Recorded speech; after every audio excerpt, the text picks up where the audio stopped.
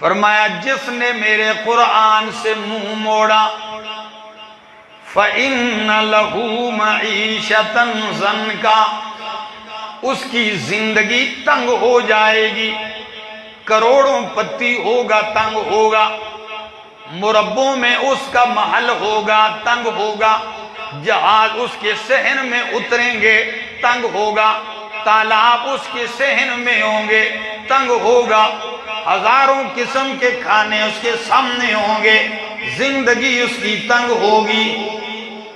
اچھا وَنَحْشُرُهُ يَوْمَ الْقِيَامَةِ أَعْمَى، اور دوسری سزا قیامت والے دن ہم اسے اندھا کر کے اٹھائیں گے۔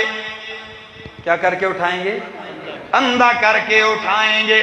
قَالَ رَبِّ لِمَ حَشَرْتَنِي أَعْمَى، اے میرے ربا